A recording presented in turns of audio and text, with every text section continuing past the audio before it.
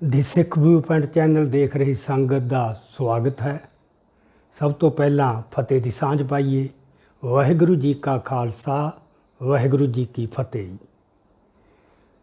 ਅੱਜ ਅਸੀਂ ਸ਼ਹੀਦ ਜਸਵੰਤ ਸਿੰਘ ਖਾਲੜਾ ਜਿਨ੍ਹਾਂ ਦੀ ਸ਼ਹਾਦਤ ਨੂੰ 27 ਵਰ੍ਹੇ ਬੀਤ ਚੁੱਕੇ ਨੇ, ਉਹਨਾਂ ਬਾਰੇ ਤੁਹਾਡੇ ਨਾਲ ਕੁਝ ਗੱਲਾਂ ਸਾਂਝੀਆਂ ਕਰਨੀਆਂ ਤੇ ਇੱਕ ਪ੍ਰੋਗਰਾਮ ਦਾ ਐਲਾਨ ਵੀ ਕਰਨਾ ਹੈ ਕਿ ਅਸੀਂ ਉਹਨਾਂ ਨੂੰ ਇਸ ਵਾਰ ਇੱਕ ਵਿਸ਼ੇਸ਼ ਢੰਗ ਨਾਲ ਯਾਦ ਕਰਨ ਦਾ ਸਿੱਖ ਵਿਊ ਪੁਆਇੰਟ ਚੈਨਲ ਵੱਲੋਂ ਫੈਸਲਾ ਕੀਤਾ ਹੈ।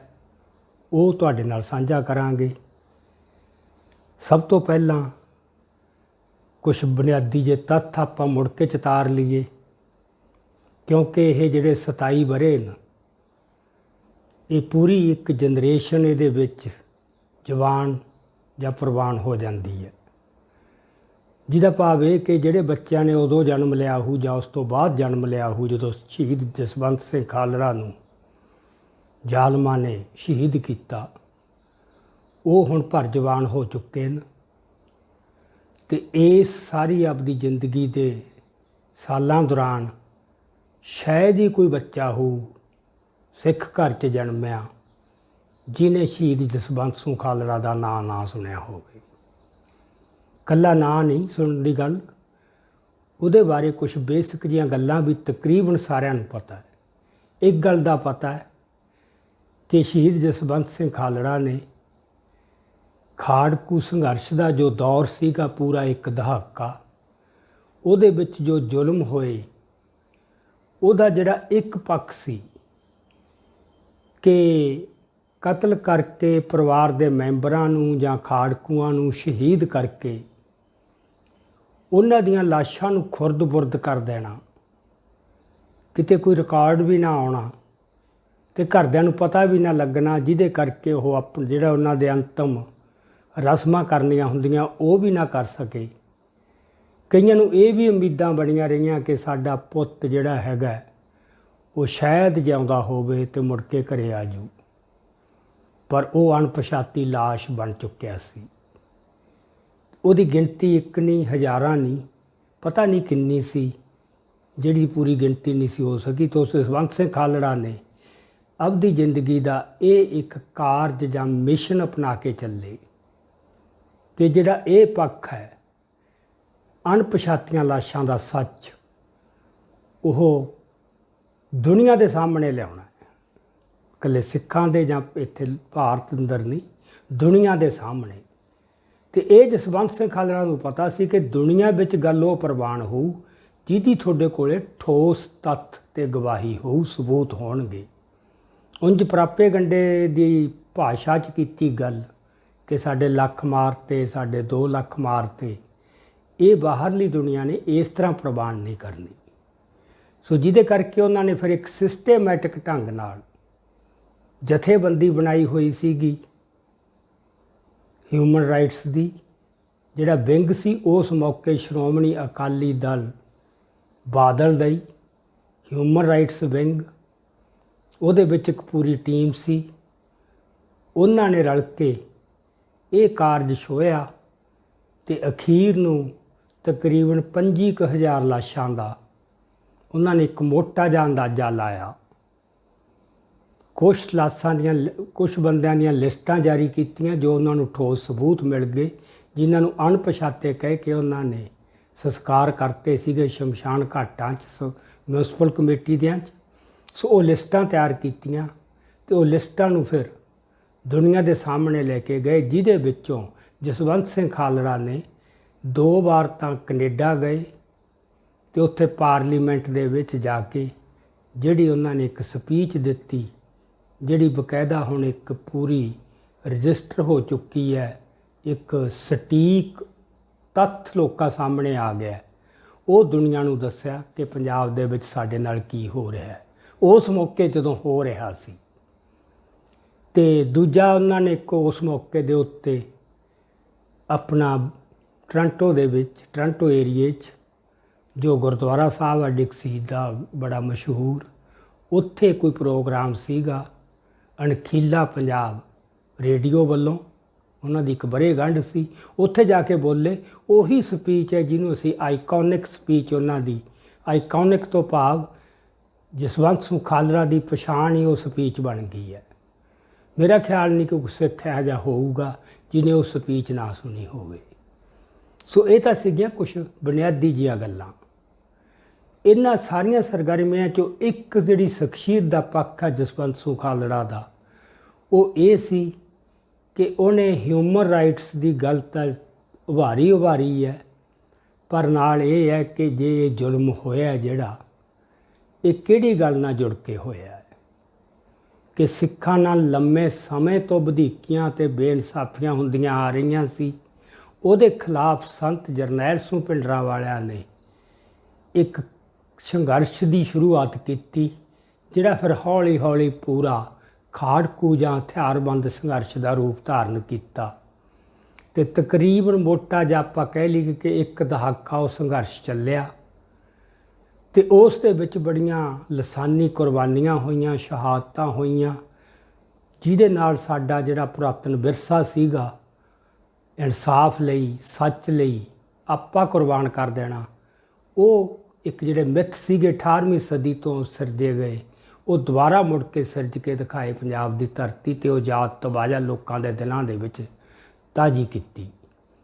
ਸੋ ਇਹ ਗੱਲਾਂ ਤਾਂ ਸਾਰੀਆਂ ਲੋਕਾਂ ਦੇ ਸਾਹਮਣੇ ਆ ਹੀ ਗਈਆਂ ਸੀ, ਜਿਹੜੀਆਂ ਜਸਵੰਤ ਸਿੰਘ ਖਾਲੜਾ ਨੇ ਇਹਦੇ ਨਾਲ ਜੋੜ ਕੇ ਲਿਆਂਦੀਆਂ। ਉਹਨੇ ਸਿਰਫ ਇਹ ਨਹੀਂ ਕਿ ਸਾਡੇ 'ਤੇ ਜ਼ੁਲਮ ਹੋਇਆ, ਨਾਲ ਇਹ ਵੀ ਕਿ ਸਾਡੀ ਰਵਾਇਤ ਕੀ ਹੈ, ਸਾਡਾ ਜੁਝਾਰੂ ਵਿਰਸਾ ਕੀ ਹੈ, ਅਤੇ ਵੀ ਇਹ ਜ਼ੁਲਮ ਸਾਨੂੰ ਬੋਲਣ ਤੋਂ ਰੋਕ ਨਹੀਂ ਸਕਦਾ। ਅਤੇ ਇਹ ਉਹਨੇ ਜਿਹਦੇ ਪਿੱਛੇ ਉਹਨੂੰ ਆਪਣਾ ਸੀਸ ਵੀ ਦੇਣਾ ਪੈ ਗਿਆ, ਜਾਨ ਵੀ ਦੇਣੀ ਪੈ ਗਈ।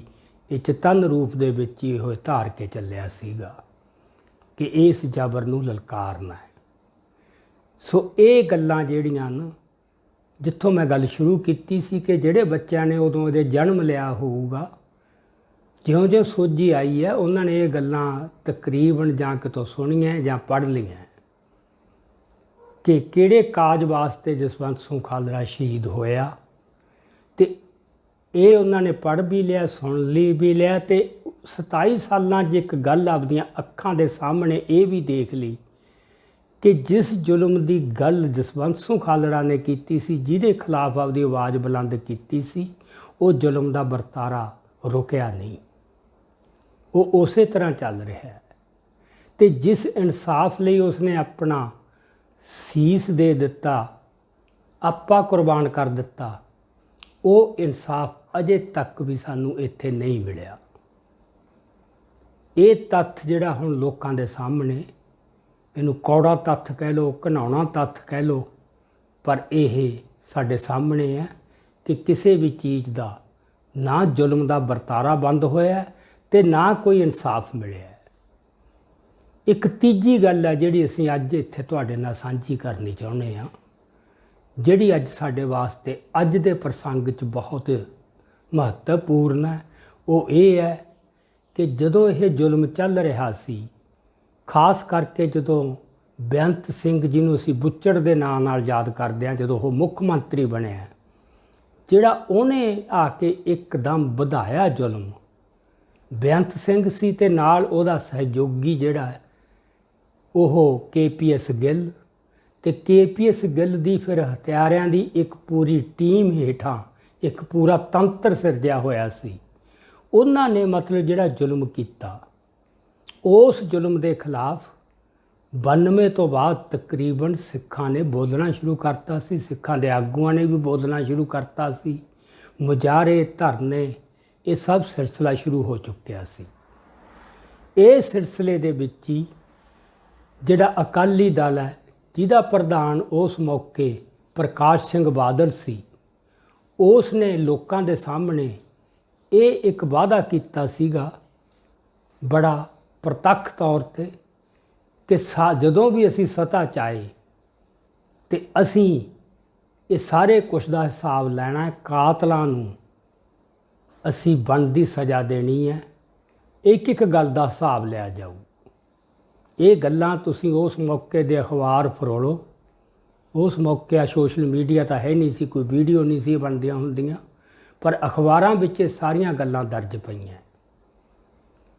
ਤੇ 95 ਵਿੱਚ ਜਦੋਂ ਬੇਅੰਤ ਸਿੰਘ ਦਾ ਕਤਲ ਹੋ ਗਿਆ, ਉਸ ਤੋਂ ਬਾਅਦ ਇਹਨਾਂ ਨੂੰ ਸਾਫ਼ ਦਿਸਣ ਲੱਗ ਗਿਆ ਸੀ ਕਿ ਹੁਣ ਜਿਹੜੀ ਸੱਤਾ ਹੈ ਉਹ ਸਾਡੇ ਹੱਥਾਂ ਵਿੱਚ ਹੀ ਆਊਗੀ। ਤੇ ਉਦੋਂ ਇਹਨਾਂ ਨੇ ਫਿਰ ਹੋਰ ਉੱਚੀ ਆਵਾਜ਼ ਦੇ ਵਿੱਚ ਇਹ ਗੱਲ ਕਹਿਣੀ ਸ਼ੁਰੂ ਕਰਤੀ ਸੀ ਸਿੱਖਾਂ ਦੀਆਂ ਵੋਟਾਂ ਲੈਣ ਵਾਸਤੇ ਕਿ ਅਸੀਂ ਇਹ ਸਾਰੇ ਜ਼ੁਲਮ ਦਾ ਉਹਨਾਂ ਤੋਂ ਇਨਸਾਫ ਲੈਣਾ ਤੇ ਕਾਤਲਾਂ ਨੂੰ ਬਣਦੀਆਂ ਸਜ਼ਾਵਾਂ ਦਿਵਾਉਣੀਆਂ। ਸੱਤਾ 'ਚ ਆ ਗਏ 1997 'ਚ ਪ੍ਰਕਾਸ਼ ਸਿੰਘ ਬਾਦਲ। ਜਦੋਂ ਜਸਵੰਤ ਸਿੰਘ ਖਾਲੜਾ ਨੂੰ ਅਗਵਾ ਕੀਤਾ ਗਿਆ 6 ਸਤੰਬਰ ਨੂੰ, ਉਸ ਤੋਂ ਬਾਅਦ ਕਿਉਂਕਿ ਉਹ ਅਕਾਲੀ ਦਲ ਦੇ ਹਿਊਮਨ ਰਾਈਟਸ ਵਿੰਗ ਦੇ ਹੀ ਆਗੂ ਸੀ ਤੇ ਇਹ ਬਣਦਾ ਸੀ ਅਕਾਲੀ ਦਲ ਵੱਲੋਂ ਵੀ ਉਹਦੀ ਪੂਰੀ ਚਾਰਾਜੋਈ ਕਰਦੇ, ਕਿਸੇ ਤਰ੍ਹਾਂ ਉਹਦੀ ਜਾਨ ਬਚਾਉਣ ਦਾ ਉਪਰਾਲਾ ਕਰਦੇ। ਪਰ ਇਹ ਤੱਥ ਵੀ ਅੱਜ ਸਾਰੇ ਲੋਕਾਂ ਨੂੰ ਸਪਸ਼ਟ ਹੋ ਜਾਣਾ ਚਾਹੀਦਾ ਕਿ ਜਿੱਥੋਂ ਤੱਕ ਪ੍ਰਕਾਸ਼ ਸਿੰਘ ਬਾਦਲ ਦੀ ਗੱਲ ਹੈ, ਜਿਹੜਾ ਪ੍ਰਧਾਨ ਸੀ, ਉਹਨੇ ਉਸ ਮਾਮਲੇ 'ਚ ਕੋਈ ਦਿਲਚਸਪੀ ਨਹੀਂ ਸੀ ਲਈ, ਕੋਈ ਵੀ ਐਫਰਟ ਨਹੀਂ ਸੀ ਕੀਤੀ। ਹਾਂ, ਜਥੇਦਾਰ ਗੁਰਚਰਨ ਸਿੰਘ ਟੌੜਾ ਨੇ ਜ਼ਰੂਰ ਜੋ ਵੀ ਕੀਤਾ ਜਾ ਸਕਦਾ ਸੀ, ਪੋਲੀਟੀਕਲੀ ਵੀ ਜਿੰਨੀ ਆਵਾਜ਼ ਉਠਾਈ ਜਾ ਸਕਦੀ ਸੀ ਤੇ ਕਾਨੂੰਨੀ ਤੌਰ 'ਤੇ ਵੀ ਜਿੱਥੋਂ ਤੱਕ ਪਹੁੰਚ ਕੀਤੀ ਜਾ ਸਕਦੀ ਸੀ ਉਹ ਉਹਨਾਂ ਨੇ ਕੀਤੀ। ਇਹ ਤੱਥ ਸਾਨੂੰ ਮਤਲਬ ਪ੍ਰਵਾਨ ਕਰ ਲੈਣਾ ਚਾਹੀਦਾ। ਇਹ ਗੱਲਾਂ ਮੈਂ ਤਾਂ ਅੱਜ ਇੱਥੇ ਲਿਆ ਰਿਹਾ ਕਿ ਇਹ ਜਿਹੜੀ ਅਕਾਲੀ ਰਾਜਨੀਤੀ ਹੈ, ਇਹਦੀਆਂ ਸਾਰੀਆਂ ਪਰਤਾਂ ਨੂੰ ਜਾਣਨਾ ਤੇ ਉਹਦੇ ਬਾਰੇ ਜਾਗਰੂਕ ਹੋਣਾ, ਇਹ ਸਾਡੀ ਅੱਜ ਬਹੁਤ ਲੋੜ ਬਣੀ ਹੋਈ ਹੈ। ਸੋ ਸੱਤਾ ਦੇ ਵਿੱਚ ਆਇਆ ਪ੍ਰਕਾਸ਼ ਸਿੰਘ ਬਾਦਲ 1997 'ਚ 5 ਸਾਲ ਰਾਜ ਕੀਤਾ ਤੇ ਜਦੋਂ ਫਿਰ ਲੋਕਾਂ ਨੇ ਡੈਪੂਟੇਸ਼ਨ ਲੈ ਕੇ ਜਾਣਾ ਇਲਾਕੇ ਦਿਆਂ ਨੇ ਜਿੱਥੇ ਜਿਨ੍ਹਾਂ ਨਾਲ ਬੇਇਨਸਾਫੀਆਂ ਹੋਈਆਂ ਸੀ ਕਿ ਹੁਣ ਕੋਈ ਇਨਸਾਫ ਦੀ ਗੱਲ ਸਾਨੂੰ ਮਿਲੇ ਤੇ ਕਾਤਲਾਂ ਨੂੰ ਅੰਦਰ ਕੀਤਾ ਜਾਵੇ, ਇਸ ਮਾਮਲੇ 'ਚ ਅਗਵਾਈ ਕੀਤੀ ਸੀ ਕੁਲਦੀਪ ਸਿੰਘ ਜੀ ਵਡਾਲਾ, ਜਿਹੜੇ ਕਿ ਦੁਆਬੇ ਦੇ ਲੀਡਰ ਹੁੰਦੇ ਸੀ, ਅਕਾਲੀ ਦਲ ਦੇ ਵਿੱਚ ਹੀ ਹੁੰਦੇ ਸੀ। ਤੇ ਫਿਰ ਇੱਕ ਮੌਕੇ 'ਤੇ ਪ੍ਰਕਾਸ਼ ਸਿੰਘ ਬਾਦਲ ਨੇ ਜਦੋਂ ਕੁਲਦੀਪ ਸਿੰਘ ਵਡਾਲਾ ਆਪਦੇ ਇਲਾਕੇ ਦਾ ਇੱਕ ਵਫਦ ਲੈ ਕੇ ਸਕੱਤਰੇਤ 'ਚ ਉਹਨਾਂ ਨੂੰ ਮਿਲਣ ਗਿਆ ਸੀ, ਸ਼ਾਮ ਤੱਕ ਤਾਂ ਇਹ ਮਿਲੇ ਹੀ ਨਹੀਂ ਸੀ ਉਹਨਾਂ ਨੂੰ ਪ੍ਰਕਾਸ਼ ਸਿੰਘ ਬਾਦਲ ਮੁੱਖ ਮੰਤਰੀ, ਪਰ ਅਖੀਰ ਨੂੰ ਸ਼ਾਮ ਨੂੰ ਇਹਨੇ ਕੁਲਦੀਪ ਸਿੰਘ ਵਡਾਲੇ ਨੂੰ ਇਹ ਗੱਲ ਸਾਫ਼ ਕਹਿਤੀ ਸੀ ਕਿ ਇਸ ਤੋਂ ਬਾਅਦ ਇਹ ਗੱਲਾਂ ਕਰਨੀਆਂ ਬੰਦ ਕਰ ਦਿਓ ਕਿ ਅਸੀਂ ਕਾਤਲਾਂ ਨੂੰ ਸਜ਼ਾਵਾਂ ਦਿਵਾਉਣੀਆਂ ਜਾਂ ਅਸੀਂ ਕੋਈ ਇਨਸਾਫ ਲੈਣਾ। ਹੁਣ ਸਾਡੇ ਸਰੋਕਾਰ ਬਦਲ ਗਏ ਨੇ। ਇਹ ਗੱਲ ਕਦੇ ਨਹੀਂ ਭੁੱਲਣੀ ਚਾਹੀਦੀ। ਇਹ ਜਿਹੜੀ ਕੌਮ ਦੇ ਨਾਲ ਐਡਾ ਵਿਸ਼ਵਾਸਘਾਤ ਕੀਤਾ, ਇਕੱਲਾ ਇਹ ਨਹੀਂ ਕਿ ਕਾਤਲਾਂ ਨੂੰ ਕੁਝ ਸਜ਼ਾਵਾਂ ਨਹੀਂ ਹੋਈਆਂ, ਉਹਨਾਂ ਨੂੰ ਅਹੁਦਿਆਂ, ਇਨਾਮਾਂ ਤੇ ਸਨਮਾਨਾਂ ਨਾਲ ਨਵਾਜਿਆ ਗਿਆ, ਜਿਹਦੇ 'ਚੋਂ 2-3 ਪ੍ਰਤੱਖ ਉਦਾਹਰਨਾਂ ਹੈ। ਸੁਮੇਧ ਸੈਣੀ ਨੂੰ ਅਖੀਰ ਤੇ DGP ਬਣਾਉਣਾ, ਇਜ਼ਹਾਰ ਆਲਮ ਨੂੰ ਉਹਨੂੰ ਵੀ ਮਤਲਬ DGP ਤੱਕ ਲੈ ਕੇ ਜਾਣਾ, ਮੁਹੰਮਦ ਮੁਸਤਫਾ ਨੂੰ ਉਹਨੂੰ ਵੀ, ਇਹ ਜਿੱਡੇ ਸੀਗੇ ਇਹ ਸਾਰੇ ਬੜੇ ਬਦਨਾਮ ਕਾਤਲ ਸੀ, ਹਥਿਆਰੇ ਸੀ, ਜਿਨ੍ਹਾਂ ਦੇ ਹੱਥ ਪਤਾ ਨਹੀਂ ਕਿੰਨੇ ਸ਼ਹੀਦ ਸਿੰਘਾਂ ਦੇ ਖੂਨ ਨਾਲ ਲਿਬੜੇ ਹੋਏ ਸੀ। ਇਹਨਾਂ ਸਾਰਿਆਂ ਦੀ ਪੁਸ਼ਤ ਪਨਾਹੀ ਕੀਤੀ। ਇਹਨਾਂ ਤੋਂ ਹੇਠਾਂ ਤਾਂ ਪਤਾ ਨਹੀਂ ਹੋਰ ਕਿੰਨੇ ਸੀ ਜਿਨ੍ਹਾਂ ਨੂੰ ਉਹਨਾਂ ਨੇ ਮੁੜ ਕੇ ਆਪਦੀ ਪਰਾਂ ਦੇ ਹੇਠ ਲਿਆ ਵੀ ਤਾਂ ਕਿ ਇਹਨਾਂ ਨੂੰ ਕੋਈ ਸਜ਼ਾ ਨਾ ਮਿਲ ਸਕੇ। ਇਹ ਇੱਕ ਟਰੈਕ ਰਿਕਾਰਡ ਪਿਆ ਹੈ। ਸੋ ਇਹ ਜਿਹੜਾ ਚਿਹਰਾ ਹੈ ਬਾਦਲ ਦਾ, ਪ੍ਰਕਾਸ਼ ਸਿੰਘ ਬਾਦਲ ਦਾ, ਸਿਰਫ ਉਹਨੇ ਇੰਨਾ ਨਹੀਂ ਕੀਤਾ, ਫਿਰ ਉਹਨੇ ਇਹ ਸੀ ਕਿ ਜਿਹੜੇ ਬੰਦੇ ਇਹ ਜ਼ਬਰ ਦੀ ਗੱਲ ਉਠਾ ਰਹੇ ਨੇ ਉਹਨਾਂ ਨੂੰ ਵੀ ਪਾਰਟੀ ਦੇ ਵਿੱਚੋਂ ਬਾਹਰ ਕੱਢਿਆ ਜਾਵੇ। ਸਭ ਤੋਂ ਪਹਿਲਾਂ ਕੁਲਦੀਪ ਸਿੰਘ ਵਡਾਲਾ ਕੱਢਿਆ ਗਿਆ, ਉਸ ਤੋਂ ਬਾਅਦ ਗੁਰਚਰਨ ਸਿੰਘ ਟੌੜਾ ਕੱਢਿਆ ਗਿਆ ਤੇ ਜਥੇਦਾਰ ਭਾਈ ਰਣਜੀਤ ਸਿੰਘ, ਉਸ ਨੂੰ ਬਿਲਕੁਲ ਜਿਵੇਂ ਇੱਕ ਹੁੰਦਾ ਹੈ ਗੁੰਡੇ ਲਾਉਂਦੇ ਨੇ ਅਕਾਲ ਤਖਤ ਸਾਹਿਬ ਦੇ ਐਡੇ ਸਨਮਾਨਜਨਕ ਅਹੁਦੇ ਤੋਂ, ਉਹ ਪੂਰਾ ਇੱਕ ਗੁੰਡਿਆਂ ਵਾਂਗੂ ਉਹਨੂੰ ਲਾਹਿਆ ਗਿਆ। ਸੋ ਇਹ ਸਾਰਾ ਕੁਝ ਵੀ ਲੋਕਾਂ ਨੇ, ਕਾਫੀ ਲੋਕਾਂ ਨੂੰ ਤਾਂ ਪਤਾ ਇਹਨਾਂ ਚੀਜ਼ਾਂ ਦਾ, ਪਰ ਬਹੁਤੇ ਲੋਕਾਂ ਨੂੰ ਨਹੀਂ ਪਤਾ। ਹੁਣ ਇਹਦੇ ਵਿੱਚ ਗੱਲ ਇਹ ਹੈ ਕਿ ਇਹ ਬਾਦਲ ਦੇ ਖੂਨ ਦਾ ਨੁਕਸ ਨਹੀਂ, ਕੋਈ ਆਪਾਂ ਕਹਿ ਲਈਏ ਬਾਦਲ ਦੀ ਜਾਤ 'ਚ ਕੋਈ ਐਡੀ, ਜਾਤ 'ਚ ਵੀ ਹੁੰਦਾ ਕੁਛ ਨਾ ਕੁਛ, ਪਰ ਵੱਡੀ ਗੱਲ ਇਹ ਹੈ ਕਿ ਉਹਦੀ ਇੱਕ ਰਾਜਨੀਤੀ ਹੈ। ਇਹ ਰਾਜਨੀਤੀ ਤੁਸੀਂ ਆਮ ਸੁਣਨ ਨੂੰ ਮਿਲੂਗੀ ਕਿ ਦੇਖੋ ਜੀ ਜਿਹਨੇ ਪੰਜਾਬ 'ਚ ਰਾਜ ਕਰਨਾ ਹੈ ਉਹ ਕਰਨਾ ਤਾਂ ਹੁਣ ਸੈਂਟਰ ਦੀ ਮਨਜ਼ੂਰੀ ਨਾਲ ਹੀ ਪੈਣਾ, ਉਹਦੀ ਸਹਿਮਤੀ ਨਾਲ ਹੀ ਪੈਣਾ। ਇਹ ਤੁਸੀਂ ਆਮ ਸੁਣੋਗੇ ਅਕਾਲੀ ਆਗੂਆਂ ਦੇ ਮੂੰਹੋਂ ਵੀ ਇਹੀ ਰਾਜਨੀਤੀ ਹੈ ਜੇ ਰਾਜ ਕਰਨਾ ਤਾਂ। ਇਸ ਕਰਕੇ ਉਸ ਤੋਂ ਬਾਅਦ ਬਾਦਲ ਨੂੰ ਲਾਉਣ ਦੇ ਜਾਂ ਬਾਦਲ ਮੁਕਤ ਅਕਾਲੀ ਦਲ ਬਣਾਉਣ ਦੇ ਬੜੇ ਯਤਨ ਹੋਏ ਹੈ। ਇਹ ਗੱਲਾਂ ਪਤਾ ਨਹੀਂ ਕਿੰਨੀ ਵਾਰ ਉੱਠੀਆਂ ਵੀ ਜਿਹੜਾ ਅਸਲੀ ਅਕਾਲੀ ਦਲ ਹੈ 1920 ਵਾਲਾ ਉਸ ਨੂੰ ਮੁੜ ਕੇ ਸੁਰਜੀਤ ਕੀਤਾ ਜਾਵੇ। ਹੁਣ 1920 ਵਾਲਾ ਅਕਾਲੀ ਦਲ ਤਾਂ ਇਹ ਸੀ ਕਿ ਸਿੱਖ ਹਿੱਤਾਂ ਲਈ, ਪੰਥਕ ਹਿੱਤਾਂ ਲਈ, ਪੰਜਾਬ ਦੇ ਹਿੱਤਾਂ ਲਈ ਨਿਧੜਕ ਤੇ ਬੇਖੌਫ ਹੋ ਕੇ ਲੜਨਾ ਤੇ ਕਿਤੇ ਵੀ ਕਿਸੇ ਅਹੁਦੇ ਜਾਂ ਸੱਤਾ ਦੀ ਲਾਲਸਾ ਨਹੀਂ ਰੱਖਣੀ ਮਨ 'ਚ। ਤੇ ਸੈਂਟਰ ਦੇ ਨਾਲ, ਕੇਂਦਰੀ ਹਾਕਮਾਂ ਦੇ ਨਾਲ ਜਿਹੜੇ ਸਾਰੇ ਕੁਛ ਦੀ ਜੜਨ, ਉਹਨਾਂ ਨਾਲ ਇੱਕ ਸਪਸ਼ਟ ਲਕੀਰ ਖਿੱਚ ਕੇ ਤੁਰਨਾ, ਇਹ ਅਕਾਲੀ ਦਲ ਸੀ। ਅਕਾਲੀ ਦਲ ਨੇ ਇਸ ਪਰੰਪਰਾ 'ਤੇ ਲੰਮਾ ਚਿਰ ਪਹਿਰਾ ਦਿੱਤਾ। ਪਰ ਇਹ ਜ਼ਿੰਦਗੀ ਦਾ ਨਿਯਮ ਹੈ ਕਿ ਹੌਲੀ ਹੌਲੀ ਚੀਜ਼ਾਂ ਆਪਦੇ ਦਰਸ਼ਾਂ ਤੋਂ ਡਿੱਗਦੀਆਂ ਹੁੰਦੀਆਂ। ਅਕਾਲੀ ਦਲ ਵੀ ਡਿੱਗਿਆ, ਅਕਾਲੀ ਦਲ 'ਚ ਨਿਘਾਰ ਆਉਣਾ ਸ਼ੁਰੂ ਹੋਇਆ, ਜਿਹਦੀ ਫਿਰ ਸਿਖਰ ਬਾਦਲ ਦੇ ਰੂਪ ਦੇ ਵਿੱਚ, ਜਾਂ ਜਿੱਥੇ ਫਿਰ ਬਾਦਲ ਨੇ ਆਪਣੇ ਪਰਿਵਾਰ ਦੀ ਜਕੜ ਮਜ਼ਬੂਤ ਕੀਤੀ ਸਾਰੇ ਬੰਦਿਆਂ ਨੂੰ ਬਾਹਰ ਕੱਢ ਕੇ। ਇਹ ਤਾਂ ਕਰ ਰਹੇ ਹਾਂ ਕਿ ਸੱਤਾ 'ਚ ਆਇਆ ਸੀ ਸ਼ਹੀਦ ਜਸਵੰਤ ਸਿੰਘ ਖਾਲੜਾ ਦੀ ਸ਼ਹਾਦਤ ਦਾ ਜੋ ਇੱਕ ਮਾਹੌਲ ਬਣ ਗਿਆ ਸੀਗਾ ਹਮਦਰਦੀ ਵਾਲਾ ਤੇ ਲੋਕਾਂ ਦੇ ਵਿੱਚ, ਉਸ ਨੂੰ ਕੈਸ਼ ਕਰਕੇ ਸੱਤਾ 'ਚ ਆਇਆ ਸੀ। ਇਹ ਫਿਰ ਗਦਾਰੀ ਇਸ ਹੱਦ ਤੱਕ ਹੋਈ ਹੈ। ਉਸ ਤੋਂ ਬਾਅਦ ਪਤਾ ਨਹੀਂ ਕਿੰਨੇ ਯਤਨ ਹੋਏ ਕਿ ਬਾਦਲ ਮੁਕਤ ਅਕਾਲੀ ਦਲ, ਉਹ ਮੁੜ ਕੇ ਫਿਰ ਪੁਰਾਣਾ ਅਕਾਲੀ ਦਲ ਸੁਰਜੀਤ ਕੀਤਾ ਜਾਵੇ। ਉਹ ਕਦੇ ਰਵਿੰਦਰ ਸਿੰਘ ਨੇ ਬਣਾਇਆ, ਉਸ ਤੋਂ ਬਾਅਦ ਕੋਈ ਸੰਯੁਕਤ ਅਕਾਲੀ ਦਲ, ਕੋਈ ਕੁਛ ਅਕਾਲੀ ਦਲ। ਪਰ ਉਹ ਜਿੰਨੇ ਬੰਦੇ ਵੀ ਇਹ ਗੱਲਾਂ ਕਰਦੇ ਸੀ, ਉਹ ਅਕਾਲੀ ਦਲ ਨੂੰ ਬਾਦਲ ਮੁਕਤ ਕਰਨ ਦੀਆਂ ਗੱਲਾਂ ਕਰਦੇ ਸੀ, ਸਾਰੇ ਉਹ ਸੀ ਜਿਹੜੇ ਨਾਲ ਦੀ ਨਾਲ ਦਿੱਲੀ ਦੀ ਪਰਿਕਰਮਾ ਵੀ ਕਰਦੇ ਸੀ। ਸੋ ਲੋਕਾਂ ਨੇ ਕਿਸੇ ਨੂੰ ਮੂੰਹ ਨਹੀਂ ਲਾਇਆ। ਸੋ ਅੱਜ ਕਹਾਣੀ ਇੱਥੇ ਆ ਚੁੱਕੀ ਹੈ ਕਿ ਜਿਹੜਾ ਬੰਦਾ ਦਿੱਲੀ ਦੇ ਨਾਲ ਆਪਦੀ ਕੋਈ ਚੋਰ ਸਾਂਝ ਪਾ ਕੇ ਚੱਲੂਗਾ, ਉਹ ਹੁਣ ਪੰਜਾਬ ਨੂੰ, ਖਾਸ ਕਰਕੇ ਪੰਥਕ ਜਿਹੜਾ ਮਨ ਹੈ, ਸਿੱਖ ਮਨ ਹੈ ਜਿਹੜਾ, ਉਹਨੂੰ ਉਹ ਕਬੂਲ ਨਹੀਂ ਹੋਊ। ਇਹ ਗੱਲ ਦੀਪ ਸਿੱਧੂ ਵੀ ਬਾਰ-ਬਾਰ ਜ਼ੋਰ ਨਾਲ ਵਾਰਦਾ ਰਿਹਾ ਸੀ ਕਿ ਸਾਨੂੰ ਇੱਕ ਰੀਜਨਲ ਪਾਰਟੀ ਦੀ ਵੀ ਲੋੜ ਹੈ, ਇੱਕ ਅਜਿਹੀ ਪੋਲੀਟਿਕਸ ਦੀ ਵੀ ਲੋੜ ਹੈ ਜਿਹੜੀ ਇਸ ਢਾਂਚੇ ਅੰਦਰ ਰਹਿੰਦਿਆਂ ਪੰਥ ਤੇ ਪੰਜਾਬ ਦੇ ਹਿੱਤਾਂ ਤੇ ਪਹਿਰਾ ਦੇਵੇ। ਪਰ ਸ਼ਰਤ ਇਹ ਹੈ ਕਿ ਕੇਂਦਰ ਦੇ ਨਾਲ ਕੋਈ ਸਬੰਧ, ਕੋਈ ਉਹੀ ਜੀ ਗੱਲ, ਕੋਈ ਚੋਰ ਸਾਂਝ ਨਾ ਹੋਵੇ ਉਹਦੀ, ਉਹ ਸਿਰਫ ਪੰਜਾਬ ਦੇ ਹਿੱਤਾਂ ਤੇ ਪਹਿਰਾ ਦੇਵੇ। ਸੋ ਜਦੋਂ ਜਿਹੜੇ ਬੰਦਿਆਂ ਦੇ ਮਨ 'ਚ ਜਿਹੜਾ ਕਨਸਰਨ ਹੈ ਉਹ ਸੱਤਾ ਮੰਨਣ ਦਾ ਹੈ, ਉਹ ਹਮੇਸ਼ਾ ਹੀ ਫਿਰ ਉਹ ਸੈਂਟਰ ਦੀ ਅਧੀਨਗੀ ਕਬੂਲ ਕਰਨ ਵੱਲ ਨੂੰ ਜਾਊ। ਉਹਨਾਂ ਨਾਲ ਗੁਪਤ ਮੁਲਾਕਾਤਾਂ ਵੀ ਹੋਣਗੀਆਂ ਤੇ ਉਹ ਦਿੱਲੀ ਦੀ ਪਰਿਕਰਮਾ ਵੀ ਕਰੂਗਾ। ਉਹ ਅਸੀਂ ਹੁਣ ਵੀ ਦੇਖ ਰਹੇ ਹਾਂ, ਇੱਕ ਨਹੀਂ ਕਿੰਨੇ ਬੰਦੇ, ਭਾਵੇਂ ਉਹ ਢੀਂਡ ਸਾਹਿਬ, ਭਾਵੇਂ ਅਮਰਿੰਦਰ ਸਿੰਘ ਹੈ, ਇਹ ਸਾਰੀਆਂ ਚੀਜ਼ਾਂ ਨੂੰ ਅਸੀਂ ਹੁਣ ਦੇਖ ਚੁੱਕੇ ਹਾਂ। ਸੋ ਇਹ ਜਿਹੜੀ ਇਨਸਾਫ ਦੀ ਗੱਲ ਹੈ, ਇਸ ਦੇ ਨਾਂ 'ਤੇ ਸਰਕਾਰਾਂ ਬਣ ਗਈਆਂ, ਬੜਾ ਕੁਛ ਉਹਨਾਂ ਨੇ ਕਰ ਲਿਆ। ਪਹਿਲਾਂ ਦੋ ਪਾਰਟੀਆਂ ਹੀ ਆਪਸ ਵਿੱਚ ਕਰਦੀਆਂ ਸੀਗੀਆਂ, ਉਹ ਵੀ ਜੱਗ ਜ਼ਾਹਰ ਹੋ ਗਿਆ ਕਿ ਉਹਨਾਂ ਵਿੱਚ ਆਪਸੀ ਬਾਦਲ ਪਰਿਵਾਰ ਤੇ ਅਮਰਿੰਦਰ ਸਿੰਘ ਦੀ ਆਪਸੀ ਚੋਰ ਸਾਂਝ ਕਿਵੇਂ ਸੀ, ਕਿਵੇਂ ਰਲੇ ਹੋਏ ਸੀ, ਭਾਈਵਾਲੀ ਕਿਵੇਂ ਸੀ। ਚਲੋ ਉਹ ਵੀ ਲੋਕਾਂ ਨੇ ਦਫਾ ਕਰਤੇ ਪਿਛਲੀਆਂ ਚੋਣਾਂ 'ਚ ਸਾਰੇ।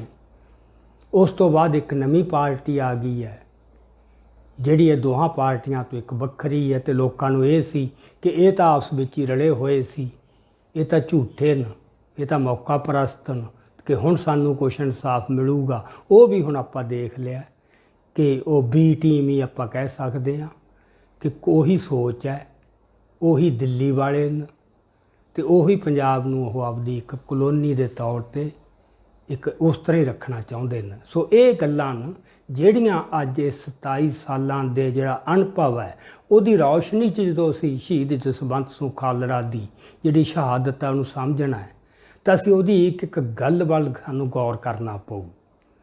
ਉਹਨੇ ਵੱਖ-ਵੱਖ ਮੌਕਿਆਂ 'ਤੇ ਕੀ ਕਿਹਾ, ਉਹਨੇ ਜੀਵਨ ਕਿਵੇਂ ਜਿਉਇਆ, ਕਿਵੇਂ ਸੰਘਰਸ਼ ਕੀਤਾ ਤੇ ਅੰਤ ਕਿਵੇਂ ਸ਼ਹਾਦਤ ਤੱਕ ਪਹੁੰਚਿਆ, ਇਹ ਸਾਰੀਆਂ ਪੱਖ ਸਪਸ਼ਟ ਕਰਨ ਲਈ ਅਸੀਂ ਸਿੱਖ ਵਿਊ ਪੁਆਇੰਟ ਵੱਲੋਂ ਇਹ ਫੈਸਲਾ ਕੀਤਾ ਕਿ ਜਿਹੜੀ ਕਿਤਾਬ ਹੈ ਸ਼ਹੀਦ ਜਸਵੰਤ ਸਿੰਘ ਖਾਲੜਾ ਜੀਵਨ ਸੋਚ ਤੇ ਸ਼ਹਾਦਤ, ਜਿਹੜੀ ਮੇਰੇ ਵੱਲੋਂ ਲਿਖੀ ਗਈ ਸੀਗੀ, ਜਿਹੜੀ ਉੱਥੇ ਸਿੰਘੂ ਬਾਰਡਰ 'ਤੇ ਰਿਲੀਜ਼ ਕੀਤੀ ਸੀ ਜਦੋਂ ਕਿਸਾਨ ਅੰਦੋਲਨ ਪੂਰਾ ਭਖਿਆ ਹੋਇਆ ਸੀ, ਤੇ ਇਸ ਨੂੰ ਜਦੋਂ ਜਾਰੀ ਕੀਤਾ ਗਿਆ ਸੀ ਉਦੋਂ ਦੀਪ ਸੀਗਾ ਉੱਥੇ। ਤੇ ਉਹ ਉਸ ਤੋਂ ਬਾਅਦ ਇਹ ਕਿਤਾਬ ਕਾਫੀ ਪੜ੍ਹੀ ਤਾਂ ਗਈ ਹੈ, ਪਰ ਹੁਣ ਅਸੀਂ ਇਹ ਫੈਸਲਾ ਕੀਤਾ, ਅਸੀਂ ਇਹਦਾ ਬੋਲਦਾ ਰੂਪ ਤਿਆਰ ਕੀਤਾ, ਇਹਦੀ ਆਡੀਓ ਫਾਰਮ ਤਿਆਰ ਕਰ ਲਈ ਹੈ, ਤੇ ਅਸੀਂ ਉਹਦਾ ਹਰ ਚੈਪਟਰ 6 ਤਰੀਕ ਤੋਂ ਸ਼ੁਰੂ ਕਰ ਰਹੇ ਹਾਂ ਕਿ ਹਰ ਰੋਜ਼ ਇੱਕ ਚੈਪਟਰ ਜਿਹੜਾ ਹੈ ਉਹ ਬੋਲਦਾ ਆਡੀਓ ਰੂਪ ਦੇ ਵਿੱਚ ਦਾ ਸਿੱਖ ਵਿਊ ਪੁਆਇੰਟ ਚੈਨਲ 'ਤੇ ਜਾਰੀ ਕੀਤਾ ਜਾਊਗਾ। 11 ਚੈਪਟਰ ਨੂੰ, ਸੋ 11 ਦਿਨ ਇਹ ਸਿਲਸਿਲਾ ਨਿਰਵਿਘਨ ਚੱਲੂਗਾ। ਤੇ ਉਸ ਤੋਂ ਬਾਅਦ ਤਾਂ ਕਿ ਜਿਹੜੇ ਬੰਦਿਆਂ ਨੇ ਨਹੀਂ ਪੜ੍ਹੀ ਨਹੀਂ ਸੁਣੀ, ਕਿਉਂਕਿ ਇਹ ਆਪਾਂ ਅਕਸਰ ਦੇਖਿਆ ਪੜ੍ਹੀਆਂ ਘੱਟ ਜਾਂਦੀਆਂ, ਗੱਲ ਸੁਣੀਆਂ ਵੱਧ ਜਾਂਦੀਆਂ, ਇਸੇ ਕਰਕੇ ਅਸੀਂ ਉਚੇਚਾ ਇਹ ਤਿਆਰ ਕੀਤਾ। ਸੋ ਇਹ ਅਜੇ ਸ਼ੁਰੂਆਤ ਹੈ। ਅਸੀਂ ਹੋਰ ਕਿਤਾਬਾਂ ਨੂੰ ਵੀ ਜਿਨ੍ਹਾਂ ਦੀ ਮੰਗ ਹੈ ਲੋਕਾਂ ਨੂੰ, ਉਹਨਾਂ ਦੇ ਵੀ ਬੋਲਦਾ ਰੂਪ ਅਸੀਂ ਟਾਈਮ ਟੂ ਟਾਈਮ ਲੋਕਾਂ ਸਾਹਮਣੇ ਸਿੱਖ ਵਿਊ ਪੁਆਇੰਟ ਚੈਨਲ ਤੋਂ ਲੈ ਕੇ ਆਵਾਂਗੇ। ਸੋ ਹਾਲ ਦੀ ਘੜੀ ਇਹ ਹੈ ਕਿ 6 ਤਰੀਕ ਨੂੰ ਇਹ ਜਿਹੜੀ ਕਿਤਾਬ ਹੈ ਸ਼ਹੀਦ ਜਸਵੰਤ ਸਿੰਘ ਖਾਲੜਾ ਦੀ, ਇਹ ਕਿਤਾਬ ਲੜੀਵਾਰ ਰੂਪ 'ਚ 6 ਤਰੀਕ ਤੋਂ ਆਰੰਭ ਕੀਤੀ ਜਾਊ ਤੇ ਪੂਰੇ 11 ਦਿਨ ਇਹ ਨਿਰਵਿਘਨ ਚੱਲੂਗੀ। ਸੋ ਸਾਡੀ ਇਹ ਪੁਰਜੋਰ ਸਿਫਾਰਿਸ਼ ਹੈ ਕਿ ਇਸ ਕਿਤਾਬ ਨੂੰ ਤੁਸੀਂ ਵੱਧ ਤੋਂ ਵੱਧ ਸੁਣੋ ਤੇ ਵੱਧ ਤੋਂ ਵੱਧ ਲੋਕਾਂ ਤੱਕ ਪਹੁੰਚਾਓ, ਕਿਉਂਕਿ ਇਸ ਕਿਤਾਬ 'ਚ ਜਸਵੰਤ ਸਿੰਘ ਖਾਲੜਾ ਦੀ ਉਹਦੇ ਜੀਵਨ ਬਾਰੇ ਵੀ ਤੇ ਉਹਦੀ ਸੋਚ ਦੇ ਹਰ ਪਹਿਲੂ ਬਾਰੇ ਗੱਲ ਕੀਤੀ ਗਈ ਹੈ, ਜਿਹੜੀ ਕਿ ਸਮਝਣੀ ਬਹੁਤ ਜ਼ਰੂਰੀ ਹੈ। ਅੱਜ ਉਹ ਤਾਂ ਬਹੁਤੀ ਜ਼ਰੂਰੀ ਹੈ ਜਿਹੜੀ ਗੱਲ 'ਤੇ ਪਿਛਲੇ ਮੈਂ ਸਾਰਾ 10-12 ਮਿੰਟ ਦਾ ਟਾਈਮ ਲਾਇਆ ਹੈ ਕਿ ਜੋ ਵਿਸ਼ਵਾਸਘਾਤ ਹੋਇਆ ਇਨਸਾਫ ਦੇ ਨਾਂ 'ਤੇ, ਉਹੀ ਅਕਾਲੀ ਦਲ ਭਾਵੇਂ ਲੋਕਾਂ ਨੇ ਨਕਾਰਤਾ, ਪਰ ਉਹਦੀਆਂ ਫੇਰ ਆਪਦੇ ਆਪ ਨੂੰ ਮੁੜ ਜੀਵਤ ਕਰਨ ਦੀਆਂ ਕੋਸ਼ਿਸ਼ਾਂ ਜਾਰੀ ਹੋ ਰਹੀਆਂ ਹਨ। ਸੋ ਜਿਹੜੀ ਇਹ ਗੱਲ ਸੀ ਕਿ ਬਾਦਲ ਮੁਕਤ ਅਕਾਲੀ ਦਲ, ਉਹ ਨਹੀਂ ਹੋ ਰਿਹਾ। ਉਸੇ ਬਾਦਲ ਪਰਿਵਾਰ ਵੱਲੋਂ ਹੀ ਉਸ ਨੂੰ ਦੁਬਾਰਾ ਮੁੜ ਸੁਰਜੀਤ ਕਰਨ ਦੇ ਯਤਨ ਕੀਤੇ ਜਾ ਰਹੇ ਹਨ। ਸੋ ਇਸ ਨੂੰ ਅਸੀਂ ਨਕਾਰਨਾ ਸਾਰਿਆਂ ਨੇ ਕਿ ਉਹੀ ਘੋੜੇ ਤੇ ਉਹੀ ਸਵਾਰ, ਇਹ ਹੁਣ ਕੌਮ ਨੂੰ ਪ੍ਰਵਾਨ ਨਹੀਂ ਹੋਣਗੇ ਜੋ ਮਰਜ਼ੀ ਹੋ ਜੇ। ਸੋ ਆਪਦੀ ਜਿਹੜੀ ਇਹ ਚੇਤਨਤਾ ਤੇ ਇਸ ਪਰਿਵਾਰ ਪ੍ਰਤੀ ਨਫ਼ਰਤ ਜਾਂ ਇਸ ਰਾਜਨੀਤੀ ਪ੍ਰਤੀ, ਮੈਂ ਇਕੱਲੀ ਪਰਿਵਾਰ ਦੀ ਗੱਲ ਵੀ ਨਹੀਂ ਕਰਦਾ, ਕਿਉਂਕਿ ਜੇ ਰਾਜਨੀਤੀ ਸਪਸ਼ਟ ਨਹੀਂ ਹੋਊ ਕਿ ਸੱਤਾ ਦੀ ਲਾਲਸਾ ਹੈ, ਸੱਤਾ ਦੀ ਲਾਲਸਾ ਤਾਂ ਹੈ ਕਿ ਨਾਲ ਦੌਲਤ ਦੀ ਲਾਲਸਾ ਹੈ, ਲੁੱਟਣਾ ਹੈ, ਤੇ ਉਸ ਲਾਲਸਾ 'ਚੋਂ ਕੇਂਦਰੀ ਹਾਕਮਾਂ ਦੇ ਨਾਲ ਜਾ ਕੇ ਭਾਈਵਾਲੀ ਪਾਉਣੀ ਹੈ। ਇਸ ਰਾਜਨੀਤੀ ਨੇ ਬਹੁਤ ਡੂੰਘੀਆਂ ਜੜ੍ਹਾਂ ਪੰਥਕ ਸੋਚ ਦੇ ਵਿੱਚ ਲਾ ਲਈਆਂ ਨਾ ਆਪਦੀਆਂ। ਤੁਸੀਂ ਦੇਖੋ ਤੁਹਾਡੇ ਆਲੇ ਦੁਆਲੇ ਕਿੰਨੇ ਤੁਰੇ ਫਿਰਦੇ ਹੋਣਗੇ, ਕੋਈ ਕਿਸੇ ਨਾਂ ਹੇਠ ਕੋਈ ਕਿਸੇ ਨਾਂ ਹੇਠ, ਜਿਹੜੇ ਅਕਾਲੀ ਦਲ ਨੂੰ ਰਿਵਾਈਵ ਕਰਨ ਦੀਆਂ ਗੱਲਾਂ ਕਰਨਗੇ ਪਰ ਉਸ ਰਾਜਨੀਤੀ ਦੀ ਗੱਲ ਨਹੀਂ ਕਰਨਗੇ। ਸੋ ਅਕਾਲੀ ਦਲ ਦੀ ਪੁਰਾਤਨ ਜਿਹੜੀ ਹੈਗੀ ਹੈ ਸਪਿਰਿਟ, ਉਹ ਮੁੜ ਕੇ ਸੁਰਜੀਤ ਹੋਣੀ ਚਾਹੀਦੀ ਹੈ। ਉਹ ਇਹੀ ਹੈ ਕਿ ਅਸੀਂ ਪੰਥ ਤੇ ਪੰਜਾਬ ਦੇ ਹਿੱਤਾਂ 'ਤੇ ਪਹਿਰਾ ਦੇਣਾ ਹੈ। ਇੱਕ ਫੈਡਰਲ, ਇਸੇ ਢਾਂਚੇ 'ਚ ਫੈਡਰਲ ਢਾਂਚੇ ਲਈ ਉਹ ਲੜੇ, ਤੇ ਦੂਜੀ ਗੱਲ ਇਹ ਕਿ ਕੇਂਦਰ ਦੇ ਨਾਲੋਂ ਇੱਕ ਸਪਸ਼ਟ ਲਕੀਰ ਖਿੱਚ ਕੇ, ਕੋਈ ਚੋਰ ਸਾਂਝ ਨਹੀਂ, ਕੋਈ ਚੋਰ ਮੁਲਾਕਾਤ ਨਹੀਂ, ਜਿੱਤੇ ਦੀਪ ਬਹੁਤ ਬੋਲਦਾ ਰਿਹਾ ਕਿ ਜਿਹੜੀ ਗੱਲ ਹੈ ਹੁਣ ਲੋਕਾਂ ਦੇ ਸਾਹਮਣੇ ਹੋਵੇ। ਹੁਣ ਬੰਦ ਕਮਰਿਆਂ 'ਚ ਗੱਲਾਂ ਨਹੀਂ ਹੋਣਗੀਆਂ, ਉਹ ਲੋਕਾਂ ਨੂੰ ਪ੍ਰਵਾਨ ਨਹੀਂ ਹੋਣਗੀਆਂ, ਕਿਉਂਕਿ ਬੰਦ ਕਮਰਿਆਂ 'ਚ ਹਮੇਸ਼ਾ ਜੇ ਕੋਈ ਗੱਲ ਹੋਊ, ਜੇ ਕੋਈ ਓਲਾ ਹੋਊ ਤਾਂ ਉਹਦੇ ਵਿੱਚ ਕੋਈ ਬੇਈਮਾਨੀ ਲਾਜ਼ਮੀ ਹੋਊ। ਸੋ ਪਾਰਦਰਸ਼ਤਾ ਲਿਆਉਣੀ ਰਾਜਨੀਤੀ ਦੇ ਵਿੱਚ ਇਹ ਜ਼ਰੂਰੀ ਹੈ। ਸੋ ਜਦੋਂ ਅਸੀਂ ਇਹ ਕਹਿੰਦੇ ਹਾਂ ਕਿ ਸਾਨੂੰ ਇਹ ਲੋੜ ਹੈ, ਇਹਦਾ ਮਤਲਬ ਇਹ ਨਹੀਂ ਕਿ ਅਸੀਂ ਇਹ ਕੰਮ ਕਰਨਾ ਹੈ। ਅਸੀਂ ਜਿਹੜੇ ਬੰਦੇ ਸਿੱਖ ਕੌਮ ਦੀ ਸੋਵਰੈਨਿਟੀ ਦੀ ਗੱਲ ਤੱਕ ਪਹੁੰਚ ਚੁੱਕੇ ਨੇ, ਖਾਲਿਸਤਾਨ ਦੀ ਗੱਲ ਲੈ ਕੇ ਆ ਚੁੱਕੇ ਨੇ, ਉਹਨਾਂ ਨੇ ਉਹ ਆਪਦਾ ਆਦਰਸ਼ ਨਹੀਂ ਧੁੰਦਲਾ ਪੈਣ ਦੇਣਾ। ਪਰ ਨਾਲ ਗੱਲ ਇਹ ਹੈ ਕਿ ਇੱਕ ਉਹ ਸਪੇਸ ਵੀ ਪਿਆ, ਕੋਈ ਅਜਿਹੀ ਧਿਰ ਵੀ ਚਾਹੀਦੀ ਹੈ, ਅਜਿਹੇ ਬੰਦੇ ਵੀ ਚਾਹੀਦੇ ਨੇ ਜਿਹੜੇ ਉਸ ਸਪੇਸ ਦੇ ਵਿੱਚ ਵੀ ਕੰਮ ਕਰਨ। ਇਹ ਨਹੀਂ ਹੁੰਦਾ ਕਿ ਤੁਸੀਂ ਹੁਣ ਆਪਦਾ ਉਹ ਆਦਰਸ਼ ਛੱਡ ਕੇ ਹੁਣ ਉਸ ਪਾਸੇ ਜਾ ਪਹੁੰਚੋ। ਸੋ ਇਹ ਕੁਝ ਗੱਲਾਂ ਨੇ ਜਿਹੜੀਆਂ ਸ਼ਹੀਦ ਜਸਵੰਤ ਸਿੰਘ ਖਾਲੜਾ ਦੀ ਸ਼ਹਾਦਤ ਦੇ ਨਾਲ ਜੋੜ ਕੇ ਸਾਨੂੰ ਸਮਝਣੀਆਂ ਚਾਹੀਦੀਆਂ। ਤੇ ਇਸੇ ਯਤਨ ਵਜੋਂ ਅਸੀਂ ਉਹ ਬੋਲਦੀ ਸਾਰੀ ਕਿਤਾਬ ਹੈ, ਉਹ ਲੜੀਵਾਰ ਤੁਹਾਡੇ ਸਾਹਮਣੇ ਲੈ ਕੇ ਆ ਰਹੇ ਹਾਂ। ਉਹਨੂੰ ਸੁਣੋ, ਵੱਧ ਤੋਂ ਵੱਧ ਬੰਦਿਆਂ ਤੱਕ ਪਹੁੰਚਾਓ। ਉਸ ਤੋਂ ਬਾਅਦ ਆਪਾਂ ਫੇਰ ਇਹ ਸਾਰੇ ਵਰਤਾਰੇ ਬਾਰੇ ਟਾਈਮ ਟੂ ਟਾਈਮ ਗੱਲ ਕਰਦੇ ਰਹਾਂਗੇ, ਕਿਉਂਕਿ ਇਹਦੇ ਬਾਰੇ ਗੱਲ ਇੱਕ ਵਾਰ ਕਰਨ ਦੀ ਨਹੀਂ ਸਫੀਸ਼ੈਂਟ, ਇਹ ਵਾਰ-ਵਾਰ ਗੱਲ ਕਰਨੀ ਪਊਗੀ। ਸੋ ਇਹ ਤਾਂ ਸੀ ਗਿਆ ਇੰਨਾ ਕੁ ਪੱਖ ਜਿਹੜੀਆਂ ਵਿਚਾਰਾਂ ਪ੍ਰਵਾਨ ਕਰਨੀਆਂ। ਹੁਣ ਮੇਰੇ ਵੱਲੋਂ ਇੱਕ ਨਿੱਜੀ ਵੀ ਬੇਨਤੀ ਹੈ ਜਿਹੜੀ ਮੈਨੂੰ ਇੱਥੇ ਕਰਨੀ ਪੈ ਰਹੀ ਹੈ। ਉਹ ਇਹ ਹੈ ਕਿ ਮੈਂ ਪਹਿਲਾਂ ਵੀ ਕੀਤੀ ਸੀ, ਜਦੋਂ ਸਿੱਖ ਵਿਊ ਪੁਆਇੰਟ ਚੈਨਲ ਸ਼ੁਰੂ ਕੀਤਾ ਸੀਗਾ, ਬਹੁਤ ਬੰਦਿਆਂ ਦੇ ਫੋਨ ਆਉਂਦੇ ਸੀ, ਅਸੀਂ ਮਿਲਣਾ ਚਾਹੁੰਦੇ ਹਾਂ ਤੇ ਜਾਂ ਫੋਨ ਤੇ ਗੱਲ ਕਰਨਾ ਚਾਹੁੰਦੇ ਨੇ। ਉਦੋਂ ਵੀ ਮੈਂ ਬੇਨਤੀ ਕੀਤੀ ਸੀ ਕਿ ਮੇਰਾ ਜਿਸ ਕਿਸਮ ਦਾ ਕਾਰਜ ਹੈ ਤੇ ਜਿਸ ਕਿਸਮ ਦਾ ਮੈਂ ਜੀਵਨ ਜਿਉਇਆ, ਮੈਂ ਇਸ ਤਰ੍ਹਾਂ ਦਾ ਪਬਲਿਕ ਜਨਤਕ ਜਾਂ ਜੀਵਨ ਇਹ ਮੈਂ ਇਸ ਤਰ੍ਹਾਂ ਨਹੀਂ ਜਿਉ ਸਕਦਾ। ਬੰਦਿਆਂ ਨੂੰ ਮਿਲਾਂ, ਦਿਹਾੜੀ 'ਚ ਮੈਂ 100 ਫੋਨ ਅਟੈਂਡ ਕਰਾਂ ਤੇ ਨਾਲ ਫਿਰ ਕੰਮ ਵੀ ਕਰਾਂ। ਉਹਦੇ ਨਾਲ ਜਿਹੜੀ ਸਾਰੀ ਹੈ ਸੁਰਤ ਤੁਹਾਡੀ ਉਹ ਖਿੰਡਦੀ ਹੈ। ਸੋ ਮੇਰਾ ਪਿਛਲੇ ਸਾਰੇ ਪੀਰੀਅਡ 'ਚ ਬਹੁਤ ਨੁਕਸਾਨ ਹੋਇਆ।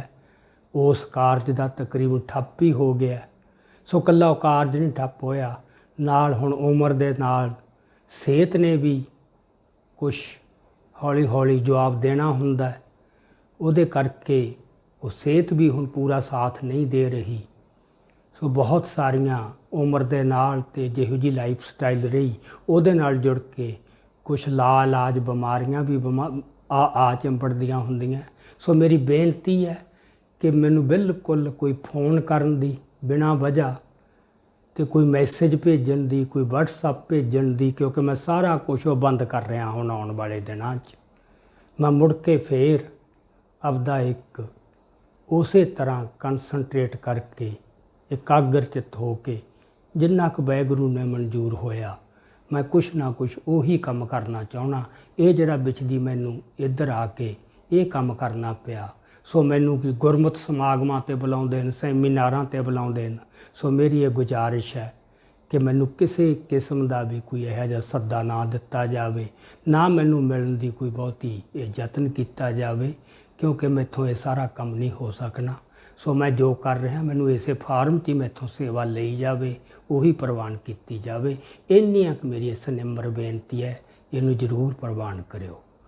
ਸੋ ਇੰਨੀਆਂ ਕੁ ਵਿਚਾਰਾਂ ਤੁਹਾਡੇ ਨਾਲ ਸਾਂਝੀਆਂ ਕਰਨੀਆਂ ਸੀ। ਬਾਕੀ ਫੇਰ ਸਹੀ, ਆਓ ਫਤਿਹ ਬੁਲਾਈਏ। ਵਾਹਿਗੁਰੂ ਜੀ ਕਾ ਖਾਲਸਾ, ਵਾਹਿਗੁਰੂ ਜੀ ਕੀ ਫਤਿਹ।